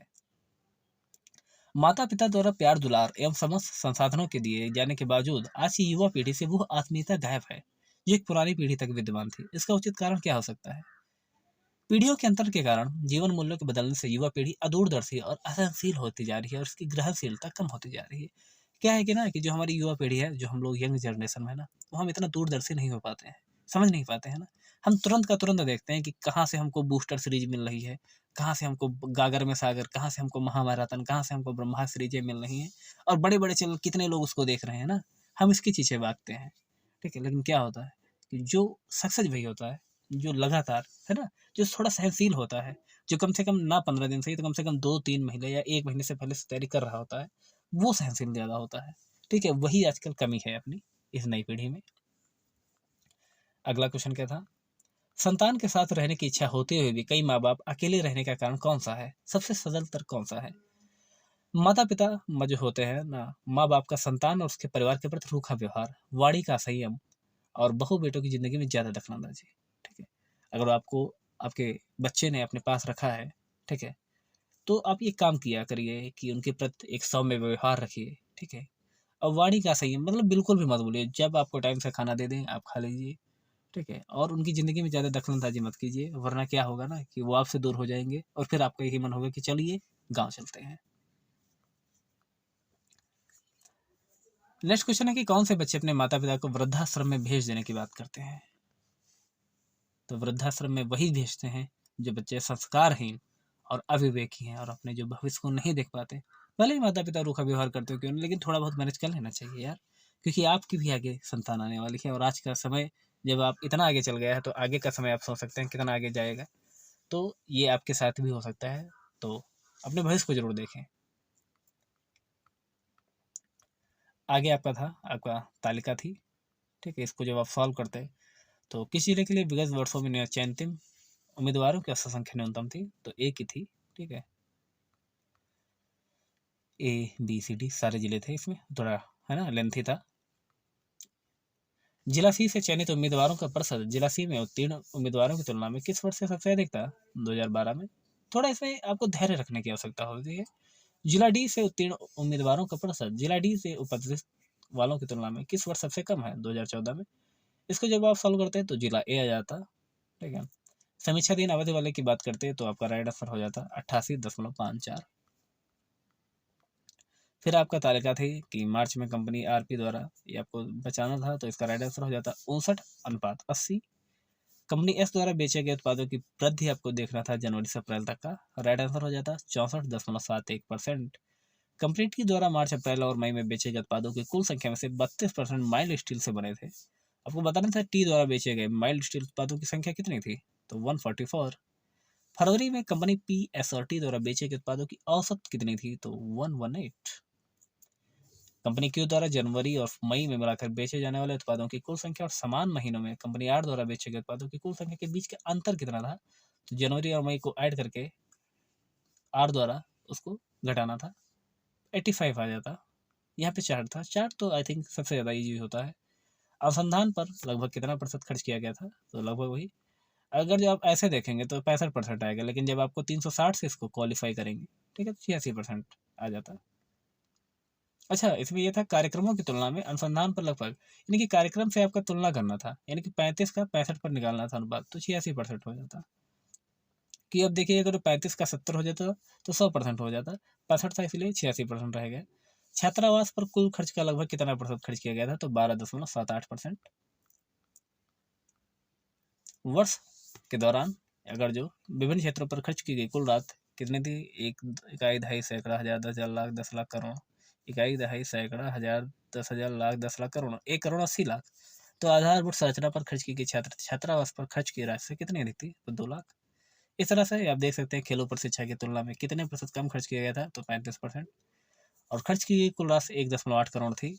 तो शिक्षा और अनुसंधान पर कुल खर्च की गई राशि कितनी थी, तो 72,50,000। अच्छा क्वेश्चन था, ठीक है। और इस तरह का क्वेश्चन आपका हर एक शिफ्ट में आया है। कंपनियां ए बी की आय का अनुपात था, उनके व्यय का अनुपात इसमें 45:68 हो जाता। 2005 में दो कंपनियों की आय समान थी। 2005 में कंपनी ए के व्यय का कंपनी बी का व्यय से अनुपात क्या था, 15:17। या 2002 में कंपनी बी का व्यय 200 करोड़ था, तो 2002 में आय थी 260 करोड़ की। और इसका राइट आंसर था 102 करोड़। और इसका राइट आंसर था 464 करोड़, ठीक है। अगला क्वेश्चन था कि जजिया कर फिर से लगाने वाला मुगल शासक औरंगजेब। आप सभी जानते हैं कि अकबर ने इसे समाप्त कर दिया था, लेकिन औरंगजेब ने इसे फिर से लागू कर दिया था। अंग्रेजों द्वारा शुरू किए गए सबसे महत्वपूर्ण योगदानों में से क्या था, रेलवे। यानी जी हाँ, रेलवे। और रेलवे के अधिक से अधिक मैं देखता हूँ ना कि रेलवे जो अंग्रेजों के जमाने की जो पुल थे ना, वो वाकई में पता नहीं किस तरीके से बनाए गए थे, अभी भी सही सलामत है। पंचतंत्र की कथाएं विष्णु शर्मा के द्वारा लिखी गई। और गौतम बुद्ध ने सारनाथ में जो पहला उपदेश दिया था वो धम्म चक्र प्रवर्तन कहा जाता है। और जो इसमें से शासक के जो हरसेठ थे वो समुद्रगुप्त के दरबारी कवि थे, तो आप सभी जानते हैं। यहाँ पे दोस्तों आप देख सकते हैं कि 38 मिनट में आपके मैंने 200 क्वेश्चन करवा दिए हैं। जरूरी है कि आप थोड़ा धैर्य रखें, ठीक है, और भी क्वेश्चन आपको दनादन करवा देते हैं, ठीक है। और ये है आपका 16 अक्टूबर को पहली शिफ्ट का आपका पेपर। देख लेते हैं इसकी आंसर की। निम्नलिखित में से किस अधिनियम ने बैंकों के राष्ट्रीयकरण के लिए शर्तें निर्धारित की थी, तो ये था अधिनियम आपका 1970 का। नई आर्थिक नीति के तहत उदारीकरण और निजीकरण की पहल का प्राथमिक परिणाम यह था कि राजकोषीय नीति सुधार हुआ था। हरित क्रांति का जनक तो एम एस स्वामीनाथन को कहा ही जाता है। और राजनीति के नीति निर्देशक सिद्धांत आपके आयरलैंड से लिए गए थे। और अनुच्छेद 19 में वाक और अभिव्यक्ति स्वतंत्रता का अधिकार शामिल है। संसदीय कार्यप्रणाली में कार्यपालिका किसके प्रति उत्तरदायी होती है, तो विधानमंडल के प्रति उत्तरदायी होती है। कौन सी भारतीय संविधान की मुख्य विशेषता नहीं है, देखिए लिखित और विस्तृत संविधान है, एकल नागरिकता भी है, सार्वभौमिक वयस्क मताधिकार भी है, लेकिन द्विस्तरीय सरकार ये मुख्य विशेषता नहीं है। एक हार्स पावर में जो वाट के बराबर संख्या होती है वो होती है आपकी 746 वाट। रासायनिक अभिक्रिया इसमें नहीं है कि पानी का भाप में रूपांतरण, क्योंकि भाप को अगर आप ऊपर से ढक देते तो फिर से पानी में निर्धारित हो सकता है ना। क्योंकि आप यहाँ पे देखिए, जैसे मान लो कोयले को जला देंगे तो क्या उसको पुराने रूप में प्राप्त कर पाएंगे, नहीं। भोजन का पाचन हो जाएगा तो क्या फिर से वो भोजन हो जाएगा, नहीं। कागज एक बार जल जाएगा, राख हो जाएगा, तो क्या फिर से वो कागज बन पाएगा, नहीं। लेकिन अगर जो पानी अगर भाप में रूपांतरित हो जाता है तो फिर से पानी वो रूपांतरित हो जाता है। पायरिया रोग आप सभी जानते हैं मसूड़ों से संबंधित होता है। फ्लोएम एक ऊतक होता है जो पौधों में ही पाया जाता है, फ्लोएम जाइलम। और भारत की पंचायती राज व्यवस्था तो त्रिस्तरीय है, बलवंत राय मेहता के द्वारा ही यह निर्धारित कर दिया गया था सब कमेटी में। सबसे बड़ा भिन्न था इसमें से 7/8। इसको जब आप सॉल्व करते तो 2.35 आ जाता। 19 का 7/6 जो होता है वो उसका 40% हो जाता। 40 और 80 के बीच में अगर सभी अभाज्य संख्याओं का औसत आप देखते तो 70/3 आ जाता, 70.3। इसको जब आप सॉल्व करते हैं तो 2.35 आ जाता। और कौन सा कार में एसिड पड़ता है, तो ये सल्फ्यूरिक एसिड था पड़ता है। श्वेत और स्वेद, यानी कि श्वेत का मतलब सफ़ेद और स्वेद का मतलब पसीना। खाक में मिलना यानी कि सब कुछ नष्ट हो जाना। अनिल का पर्यायवाची होता है पवन, है ना, हवा। गुप्त, प्रकट। सद्भावना यानी कि सत्य धन भावना। फिर आपका आगे था, बहुत ईजी था, देख लेते हैं इसको। आपका पैराग्राफ था, इंग्लिश का paragraph. Elizabeth neighbour lived downstairs में रहता था। Elizabeth was suffering from asthma. Choose the correct antonym of mourn. Mourn का अर्थ होता है joy. Give one word substitute. One who sells articles at public sales, यानी कि ऑक्शनर। और सिनोनिम आपको एक्साइल का बताना था, तो बैनिसमेंट हो जाता। फिर आपका था, बताइए। कथन था, कारण था, प्रभाव था कि पुलिस प्राधिकरण ने हाल ही में शहर में सुबह के समय चौकसी बढ़ा दी है। शहर में छोटे मोटे अपराधों की घटनाओं में काफी कमी आई है। तो कथन फर्स्ट कारण था और कथन टू इसका परिणाम था। ठीक है, प्रभाव था, यानी कि जब सुबह सुबह पुलिस प्राधिकरण ने हाल में शहर में चौकसी बढ़ाई तो अपराधों की घटनाओं में कमी हुई। नेक्स्ट क्वेश्चन है, विषम इसमें से आपको चुनना था 3, 13, 17, 23, 33, 67। विषम था इसमें से आपका 33, क्योंकि 33 जो था ये विभाज्य है 11 से, बाकी कोई, है ना, किसी से विभाज्य नहीं है खुद के अलावा। 6:10 पर घड़ी की सुइयों और घंटे की सुइयों के बीच में, जो आपका घंटे की सुई और मिनट की सुई के बीच कोण आपका 125 डिग्री आ जाता है। यदि ए को 26 के रूप में कोडित किया जाता है और बी को 25 के रूप में, तो सी को 24 के रूप में कोडित किया जाता है, जेड को 1 के रूप में, तो मोबाइल के लिए एक कोड खोजे। ठीक है, तो बताना था आपको, लास्ट से उल्टा चल रहा था, तो राइट आंसर 14122251811522 हो जाता। द अनामलाई रेड 10 नाम के डैम जलाई फ्लाई की एक नई प्रजाति, ये मैंने आपको करवाया था, ये आपका केरल से संबंधित था। गोपी ने विवेक से कहा कि वो व्यक्ति मेरी माँ के इकलौते भाई के पिता हैं, यानी कि माँ का भाई यानी कि मामा, मामा का पिता यानी कि नाना। राइट आंसर हो जाता बस। आईएनएस तर्कस में लाल सागर में और नौसेना के जहाजों अल्मास PC-411 और निमेर PC-413 के साथ एक समुद्री साझा अभ्यास, ये मैंने आपको ब्रह्मास्त्र सीरीज में करवाया था, सूडान था। Right answer. जागृति जो आपका संबंधित शुभंकर था, उपभोक्ता जागरूकता से संबंधित था। अब महाराष्ट्र में स्थित औरंगाबाद का नए जिले का नाम संभाजीनगर है। और सर्वदलीय संसदीय समूह को आयुर्वेद रत्न पुरस्कार से सम्मानित किया गया यूके द्वारा, ये भी मैंने क्वेश्चन आपको करवाया था। टाटा पावर सोलर ने किस राज्य में भारत की सबसे बड़ी फ्लोटिंग सौर ऊर्जा परियोजना शुरू की? केरल में। हिमाचल प्रदेश ने 21 दिवसीय संयुक्त अभ्यास वज्रपहार, यह संयुक्त राज्य अमेरिका के बीच में होता है। भारतीय ओलंपिक संघ के साथ दीर्घकालिक साझेदारी की घोषणा किसने की थी? यह भी आपका ये भी समझौता हुआ था इसका, यह रिलायंस इंडस्ट्री लिमिटेड के द्वारा किया गया था। जुलाई 2022 में काफी बोर्ड ने काफी फसलों की जलवायु प्रतिरोधी किस्मों को विकसित करने के लिए किसके साथ एक समझौता किया था? इसरो के साथ में। कौन सा देश भारत के साथ सबसे लंबी अंतर्राष्ट्रीय सीमा साझा करता है? तो बांग्लादेश। इजराइल की राजधानी जेरूसलम है। डाक कर्मयोगी पोर्टल का संबंध होता है, मैंने बताया था ना, पोर्टल जो होता है ना, सबसे ज्यादा मैंने बताया था पोर्टल से संबंधित क्वेश्चन जरूर पूछा जाता है, और ये क्वेश्चन मैंने आपको करवाया था। लगभग 4 लाख ग्रामीण डाक सेवकों की क्षमताओं में वृद्धि। किस राज्य में विधान परिषद नहीं है? तो इसमें से कर्नाटक में है। वायुसेना दिवस 8 अक्टूबर को ही। भारत का स्कॉटलैंड कुर्ग को कहते हैं। ये अच्छा, इसमें अधिकतर बच्चे कंफ्यूज हो गए थे, वो मसूरी या दार्जिलिंग पे क्लिक करके चले आए थे। कौन सी कला मथुरा से स्टेसलिंग की पारंपरिक कला है? तो ये सांची है। भारत का 29वां राज्य तेलंगाना बनाया गया था। The story of my experiments with truth, Mahatma Gandhi, बहुत पॉपुलर पुस्तक थी। वायुमंडल में ग्रीन हाउस गैसें पृथ्वी के अधिकांश उत्सर्जित अवरक्त किरणों को अवशोषित करती हैं। ये नहीं, पराबैंगनी मत क्लिक कर देना, ठीक है। वॉलीबॉल किस देश का राष्ट्रीय खेल था? तो नेपाल का था। फिर आपका अनुच्छेद था और उसको आपके उत्तर देने थे। ये नशा पीढ़ी पे था ना, युवा पीढ़ी जो हमें मादक पदार्थों का प्रयोग कर रही है, लत पड़ रही है, दिए गए कारणों से इस लत का कौन सा कारण उचित नहीं लगता? परिवार का धनी होना, बच्चों को नियंत्रित जेब खर्च मिलने पर वो लाजमी है कि वो मादक पदार्थों की ओर जाएंगे। स्कूल कॉलेज के आसपास मादक पदार्थों की उपलब्धता, अगर उसको देखेंगे डेली तो भी उसकी तरफ आकर्षित होंगे। नशा करने वाले साथियों की संगत की जैसी संगत बैठी है तैसे ही गुंदीन, ठीक है। तो ये भी हो सकता है। लेकिन यदा कदा पान सुपारी का सेवन कर लेते हैं तो ये कोई उचित कारण नहीं है। पान सुपारी कर लीजिए, कोई दिक्कत नहीं है। मादक पदार्थों का सेवन करने वाले युवाओं को किस बीमारी का खतरा रहता है? तो शारीरिक अक्षमता भी होती है, पागलपन भी होता है, HIV और एड्स भी हो सकते हैं, और मानसिक असंतुलन, ये सब लाजमी है। आपकी दृष्टि से मादक द्रव्यों का सेवन करने वाले बच्चों के लिए सबसे ज़्यादा दोषी कौन है? तो लाजमी है कि ये होता ना कि होनहार बिरवान के होत चिकने पात। तो वैसे ही अगर जो किसी का बच्चा अगर जो अच्छा होता है तो उसके माँ बाप अच्छे होते हैं, और किसी का बच्चा बुरा होता है तो उसके माँ बाप पे तो आरोप थोपा ही जाता है। भारत के अनेक राज्यों में युवा वर्ग इन नशीली वस्तुओं का प्रयोग बढ़ता जा रहा है। इसके पीछे सबल कारण कौन सा है? माँ बाप बच्चों पर ध्यान नहीं देते हैं कि उनके बच्चे क्या कर रहे हैं, किन लोगों के साथ रहते हैं, किन लोगों के साथ उनका उठना बैठना है, और यही सब चीज़ें आगे कलंक का कारण बनती हैं। मादक द्रव्यों की लत पड़ने के बाद युवकों में कौन सी प्रवृत्ति प्रमुखता से दिखाई देती है? देखिए, वो अनुशासनहीन भी हो जाते हैं और हिंसा में भी शामिल होते हैं। ये अगर जो मान लें कुछ थोड़ा बहुत नशे में है, किसी ने उनको थोड़ा सा डांट दिया तो क्या होते हैं, हिंसक हो जाते हैं।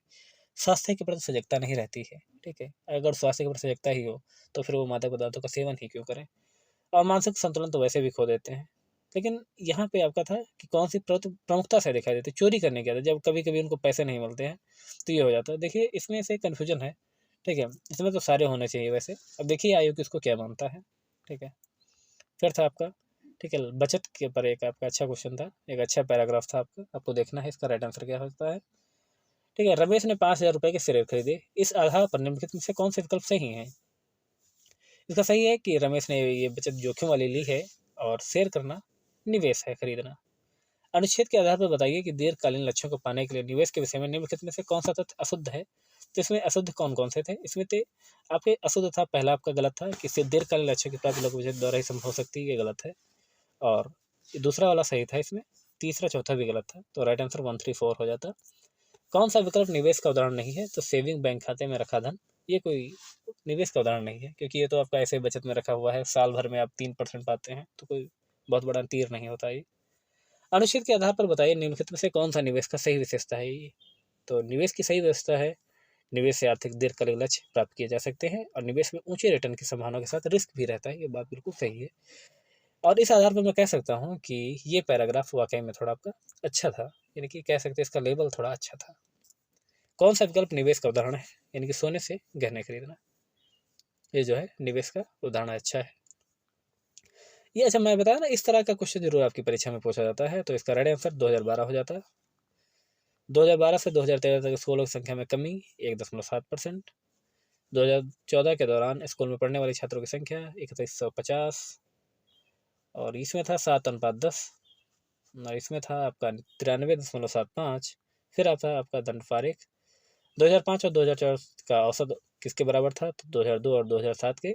2003 से 2007 तक मोबाइल के उत्पादन में गिरावट थी 23% की, और यहाँ पर था पिछले वर्ष की तुलना में वृद्धि अधिक थी 2002 में।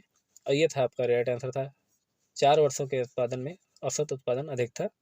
इसका जो था मोबाइल के उत्पादन में कितनी वृद्धि थी? तो 183.33% थी। इसको जब आप सॉल्व करते हैं तो लेखा कंपनी के आधार पर इसमें 77 सही हो जाता, और इसमें सही था 234.29%। इसमें था 208:115। इसमें था आपका 138। फिर था आपका वही श्रेणी थी, है ना, 20 क्वेश्चन आते हैं। राज्य डी में गरीबी रेखा के ऊपर आने वाली महिलाओं की संख्या 2.4 बिलियन। राशि के लिए गरीबी रेखा के ऊपर थी 5 बिलियन। इसका राइट आंसर था कि 1:2। इसका था 1.8 बिलियन, और इसका आंसर था इसका नन ऑफ दिस। ठीक है, गौतम बुद्ध को ज्ञान निरंजना नदी के किनारे प्राप्त हुआ था, ये मैंने आपको करवाया था। हर्षवर्धन के दौरान थानेसर से राजधानी आपकी कन्नौज स्थानांतरित हुई थी। छापामार जो गोरिल्ला प्रणाली थी वे शिवाजी के समय में कुछ ज़्यादा ही प्रचलित हुई थी, मराठा के समय। हड़प्पा सभ्यता के दौरान जो डांसिंग गर्ल नर्तकी की कांस्य प्रतिमा बनाने के लिए तकनीक थी वो थी मोम लोपी ढलाई, यानी कि कास्टिंग। पूर्ण स्वराज की मांग करने वाले प्रथम कार्यकर्ता का नाम था हसरत मोहानी। बहुत अच्छा क्वेश्चन था ये। स्वदेशी आंदोलन का प्रमुख कारण क्या था? बंगाल को विभाजित करने का निर्णय। ब्रिटिश ने निम्नलिखित में से किस भाषा को, है ना बताना, अंग्रेजी, और था आपका निम्नलिखित भारत सरकार के प्रावधानों में 35 का जो था अंतिम अधिकार, एक उदाहरण कौन सा था कि प्रांतीय सरकारों पर गवर्नर के लिए विशेष शक्तियां आई थी। फॉरवर्ड ब्लॉक की स्थापना सुभाष चंद्र बोस के द्वारा की गई थी, जब पट्टाभी सीतारामैया को उन्होंने हराया था। उसके बाद में जब गांधी जी ने इनका विरोध किया कि ये मेरी हार हुई, उनका स्टेटमेंट आया, तो उन्होंने वहाँ से इस्तीफा दे दिया था कांग्रेस के अध्यक्ष पद से। ठीक है, हालांकि बाद में पट्टाभी सीतारामैया नहीं बने थे, राजेंद्र प्रसाद बने थे, लेकिन फिर भी उन्होंने वहाँ से इस्तीफा दे दिया और फॉरवर्ड ब्लॉक की स्थापना 1939 में कर दी थी। खिलाफत मुद्दे को उठाने के बाद महात्मा गांधी के निर्णय के पीछे मुख्य कारण क्या था? हिंदुओं और मुसलमानों के बीच अधिक एकता लाने के लिए। किस स्थान पर दिन और रात में तापमान में व्यापक अंतर पाया जाता है? तो मरुस्थलों में सबसे ज्यादा होता है। विश्व को प्रमुख काल क्षेत्रों में यानी कि 24 काल क्षेत्रों में विभाजित किया गया है। कौन सा जनसंख्या परिवर्तन का घटक नहीं है यानी कि रुग्णता, ये घटक नहीं है। लक्षद्वीप की राजधानी है कवारती। और स्थिरता के साथ विकास, ये आपका चौथी पंचवर्षीय योजना में था। निम्नलिखित में किस व्यक्तियों या व्यक्तियों के समूह में स्वामित्व वाले व्यवसाय शामिल होते हैं? जैसे मान लें कि आपका है तो वो आपका निजी है। उस जंगल का नाम बताइए जिसे पृथ्वी ग्रह के फेफड़ों के रूप में जाना जाता है, तो उन्हें कहते हैं अमेजॉन वर्षा वन। दोस्तों यहाँ पे आपको 16 अक्टूबर का पहली शिफ्ट का पेपर हो गया। ठीक है, ये भी इसका भी मुझे थोड़ा टाइट लगा। ठीक है, जिस प्रकार से 15 अक्टूबर को सेकंड शिफ्ट का थोड़ा टफ था पेपर, उसी प्रकार से ये भी थोड़ा सही से थोड़ा सा टफ मान सकते हैं। ठीक है, अब शुरू करते हैं आपका चौथी शिफ्ट का पेपर यानी कि 16 अक्टूबर को सेकंड शिफ्ट का पेपर, जिसे सभी कहते हैं बहुत आसान था। तो चलिए देख लेते हैं कि इसका राइट में कैसे कैसे होता है। चलिए बिना समय गवाए शुरू करते हैं और अब डिस्कस करते हैं हम चौथी शिफ्ट का यानी कि 16 अक्टूबर को दूसरी शिफ्ट का पेपर। क्वेश्चन था वेयरेबल एटीएम कार्ड्स और ऑफलाइन यूपीआई किस कंपनी द्वारा लॉन्च किया गया है? तो ये एस मनी के द्वारा लॉन्च किया गया था। भारत के दो पड़ोसी द्वीप देश पूछ रहा था, तो श्रीलंका और मालदीव हो जाएगा। ओमान की राजधानी मस्कट है। और प्रथम वैश्विक स्वास्थ्य देखभाल योजना शुरू की है general Allianz Bajaj Allianz general insurance ने। लोकसभा के प्रथम अध्यक्ष, मैंने कई बार बताया, जीवी मावलंकर या गणेश मावलंकर, जो कुछ भी आपको लिखा मिल जाए। अंतर्राष्ट्रीय श्रमिक दिवस 1 मई। राजस्थान का सफ़ेद शहर उदयपुर को कहते हैं। और कौन सा इसमें केंद्र शासित प्रदेश की राजधानी नहीं थी? तो आइजोल यानी कि ये मिजोरम की राजधानी थी, जो कि एक राज्य है, कोई केंद्र शासित प्रदेश नहीं था। संयुक्त राष्ट्र अमेरिका का राष्ट्रीय खेल बेसबॉल था। और हिंद स्वराज पुस्तक महात्मा गांधी के द्वारा लिखी गई थी। अच्छा, इस क्वेश्चन में मुझे थोड़ा डाउट है, क्योंकि हरित लेखांकन जो ग्रीन अकाउंटिंग का तात्पर्य या अर्थ होना चाहिए, वो इसमें से देश के कुल वन क्षेत्र के आकलन को ध्यान में रखते हुए राष्ट्रीय आय का मापन होना चाहिए, लेकिन यहाँ पर प्रदूषण और पर्यावरण हानि है। एक तो क्वेश्चन का नंबर का मैंने बताया ना, थोड़ा हेर फेर रह सकता है। संगाई महोत्सव वेरी इंपॉर्टेंट, मणिपुर में है।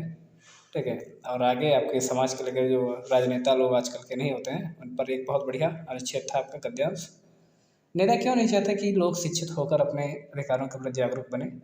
यह सबसे सही तर्कयुक्त उत्तर कौन सा था? क्योंकि शिक्षित लोग अपने वोट की असली ताकत पहचानते हैं, जाति और धर्म के आधार पर बनाए गए नेताओं के समीकरणों को बिगाड़ देते हैं। आज़ादी के पूर्व के नेताओं की कौन सी विशेषता थी जो आज के नेताओं में नहीं है? इसका सबसे युक्त जो उत्तर था वो ये था कि आज़ादी के पूर्व के नेता देश की सेवा करने के लिए राजनीति में आते थे। ये नेता इन के प्रकार साम दाम दंड और भेद नीतियों का प्रयोग करते हुए अपने गंतव्य तक पहुंच जाते हैं। गंतव्य का अर्थ होता है कि जनता द्वारा वोट चुन जाए और पार्लियामेंट पहुंच जाए। अनुच्छेद के आधार पर आजकल के जो अधिकांश नेतागण वोट पाने के लिए जनता की कौन सी दुर्बलता का फायदा उठाते हैं? सबसे सटीक उत्तर है चुनाव जीतने के लिए जनता को मुफ्त की चीज़ें देने का वायदा करते हैं। और ये था नेता लोग पार्टी क्यों बदल लेते हैं कि स्वार्थ सिद्धि के लिए पुरानी पार्टी को छोड़कर नई पार्टी में आ जाते हैं। ये देखते हैं जिस पार्टी की लहर है उसी पार्टी में पहुंच जाते हैं। अगर इस पार्टी ने टिकट नहीं दिया तो दूसरी पार्टी में पहुंच गया, वहाँ से टिकट उनको मिल गया, है ना। अगला अनुच्छेद था विचारों से संबंधित था। ठीक है, चलिए देख लेते इसको भी। हमारे जीवन कब निराशा के अंधकार से भर जाता है? सही उत्तर था जब क्रोध, शोक, ईर्ष्या, चिंता, भय आदि घातक मनोभाव लंबे समय तक अपनी तीव्रता से हमें प्रभावित करते हैं। प्रिय घटनाओं को अपने जीवन में आकर्षित करने का हमें क्या करना चाहिए? जो हमारा मनोमस्तिष्क है उसको प्रिय विचारों से सदा परिपूरित रहना चाहिए। अपने दुर्भाग्य को सौभाग्य में कैसे बदला जा सकता है कि अपने मस्तिष्क के विचारों को ध्यान देकर लगातार रचनात्मक विचारों द्वारा आप कर सकते हैं। और रचनात्मक भाव कौन से थे? जब आप पैराग्राफ देखते थे उसमें आपको आ जाता आशा, उत्फुल्लता, प्रसन्नता, मुस्कान, निश्चिंतता, संतुष्टि और आत्मविश्वास। और हम कार्य और सिद्धि और सफलता के लिए बहुत पास कब होते हैं? जब हम आशा, प्रफुल्लता और आत्मविश्वास की ऊर्जा से उत्प्रोत होते हैं। फिर था आपका इस प्रकार का क्वेश्चन था आपका श्रेणी से।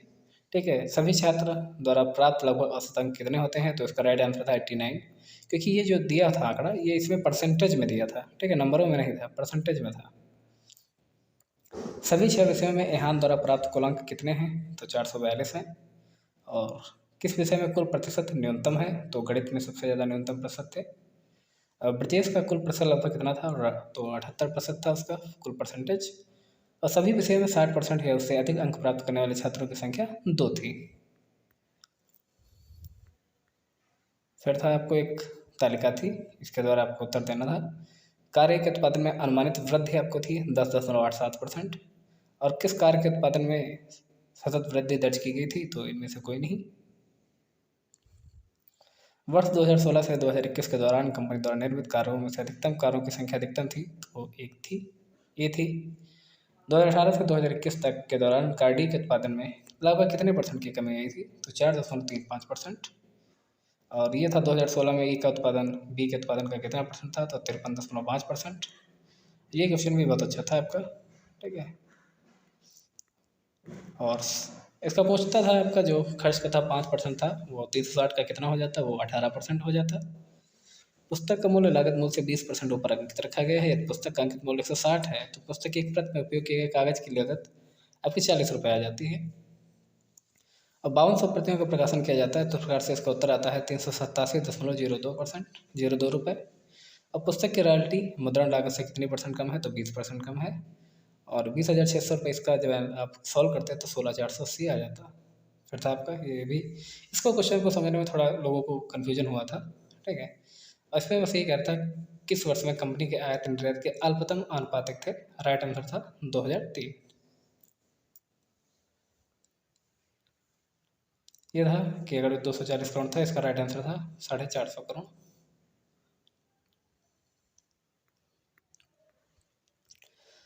ये 2002 में कंपनी का 260 था। कंपनी में 2002 में कंपनी का निर्यात कितना था? तो 325 करोड़ था। और दिए गए वर्षों में कितने वर्षों में निर्यात आयात से अधिक था? 4 था। 2003 से 4 तक आयात में कितने प्रतिशत वृद्धि हुई थी? तो इसके तो डेटा पर्याप्त ही थे। ये देखिए बहुत अच्छा क्वेश्चन था कि जैन धर्म का सबसे महत्वपूर्ण मौलिक सिद्धांत था अहिंसा। और नवरत्न रहा करते थे चंद्रगुप्त विक्रमादित्य यानी कि चंद्रगुप्त द्वितीय के दरबार में। सबसे कम अवधि तक शासन किया था खिलजी वंश ने। डलहौजी ने ब्रिटिश साम्राज्य को अवध में कब्जे में लिया था तो केवल इस आधार पर कि राज्य में अव्यवस्था के माध्यम से। हड़प्पा के बंदरगाह का नाम लिखना था आपको, लोथल था। बंगाल में स्वदेशी आंदोलन के दौरान तिरंगा झंडा लाल हरा और पीला डिजाइन किया गया था। खलीफा की अस्थायी शक्तियों की रक्षा के लिए मार्च 1919 में खिलाफत समिति का गठन किया गया था। और भारतीय सरकार अधिनियम 1935 के अनुसार मुख्य न्यायाधीश के साथ कितने न्यायाधीशों की नियुक्ति की गई थी? 7 न्यायाधीशों की। 1857 की क्रांति सिपाहियों के द्वारा शुरू की गई थी। और अरावली पर्वत श्रेणी का सबसे ऊंचा शिखर था गुरशिखर। ग्रीष्मकाल में उत्तरी मैदानों में बहने वाली जो पवन है वो लू कहलाती है। और ये क्वेश्चन देखिए मैंने तुरंत एक दिन पहले करवाया था, 82 डिग्री 30 अंश पूर्वी देशांतर। और कौन सी घटना की प्रतिक्रिया के स्वरूप भारत छोड़ो आंदोलन चलाया गया था? तो क्रिप्स मिशन की विफलता थी वो। कौन सा ऊंचा भारतीय शिखर था? तो उसमें कंचनजंगा था। और नई आर्थिक नीति को सामान्यतः विकास के एलपीजी मॉडल के रूप में जाना जाता है। कोई भी कंपनी एक सरकारी कंपनी है यदि उसमें कम से कम 51% प्रदत्त पूंजी सरकार के अधिकार में होती है। और नवसारण जो हमारे के जिले में ही स्थित है सीतापुर में। और था नाबार्ड जो होता है वो कृषि और ग्रामीण क्षेत्रों में वित्त पोषण करने वाली एक केंद्रीय शीर्ष संस्था होती है। और 1991 के सुधार के बाद समस्या की ओर ध्यान दिया गया था, वो था भारतीय रुपये का मूल्यह्रास। इस पर भी आर्थिक नीति की असफलता और विदेशी मुद्रा भंडार में संकट, इन सभी पर ध्यान दिया गया था। हॉलमार्क आपका जेवर से संबंधित होता है। राज्य के नीति निर्देशक वे आदर्श हैं जिन्हें राज्य की नीतियों का निर्माण करते समय ध्यान रखना चाहिए। मौलिक कर्तव्य को उल्लिखित किया गया है भाग 4A में। और 343 संघ की राज्य भाषा के बारे में बताता है। धन विधेयक परिभाषित करता है 110। इंद्रधनुष के 7 रंगों में सफ़ेद रंग नहीं होता है। अब किस गैस को ग्रीन हाउस गैस के रूप में नहीं जाना जाता? वो है आपकी आर्गन। वॉशिंग सोडा होता है आपका सोडियम कार्बोनेट। और सर्वोच्च न्यायालय के न्यायाधीश की सेवानिवृत्ति आयु होती है 65 वर्ष।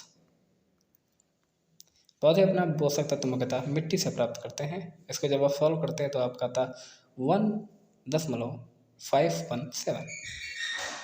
बात यहाँ थी किसान विकास पत्र में मनोज की बचत का 1/3 हिस्सा पब्लिक प्रोविडेंट फंड में उसकी बचत क्या थे के बराबर है। यदि उसके पास कुल बचत के रूप में 1,50,000 होता तो पब्लिक प्रोविडेंट फंड में उसकी बचत कितनी है? तो उसकी बचत थी आपकी 60,000।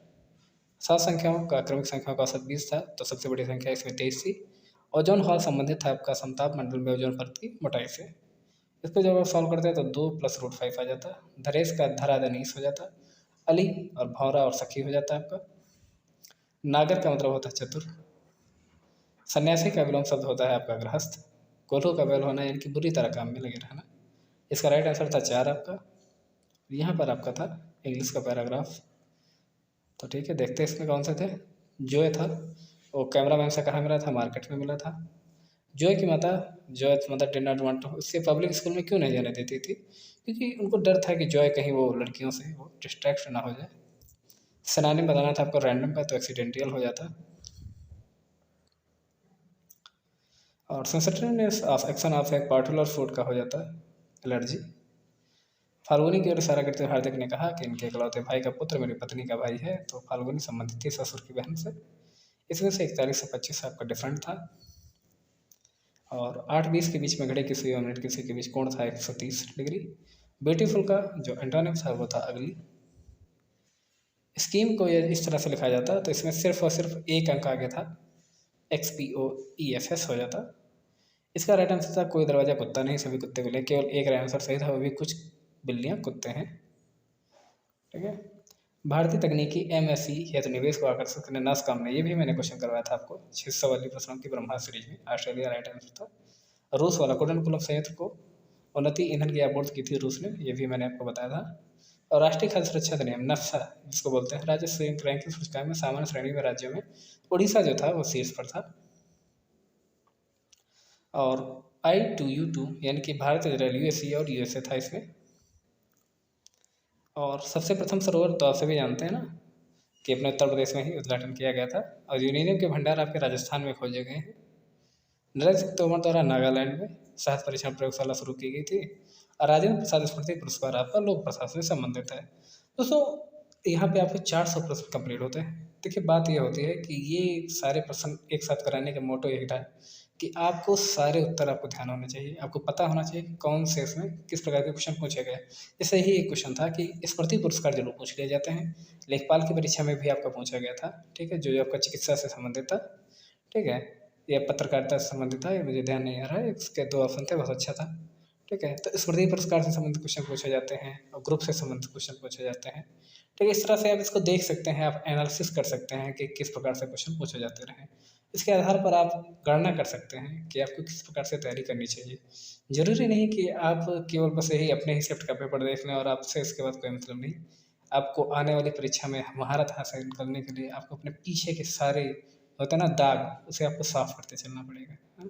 इसलिए कि पूरी तैयारी को एक मजबूत आधार देना पड़ता है, नींव को एक बहुत मजबूत जोड़ी से जोड़ना पड़ता है, तभी आप आगे इसमें सिलेक्शन ले पाते हैं। वरना फिर पेपर पे पेपर देते रहेंगे, कुछ नहीं होता है। पेपर को पैटर्न को समझने की कोशिश करिएगा। इस वीडियो को 1 नहीं 2 बार नहीं, मैं तो कहता हूँ हर हफ्ते इस वीडियो को देखा करिएगा। आपको रियलाइज़ होगा कि किस तरह से क्वेश्चन पूछा जाता है और आराम से इसको ऑप्शन सहित भी दे सकते हैं। ठीक है, टेलीग्राम को ज्वाइन कर लेना, वहाँ पर मैं ये PDF डाल दूँगा। ठीक है, बाकी वीडियो को अपने सभी साथियों में शेयर करना दोस्तों। धन्यवाद साथियों।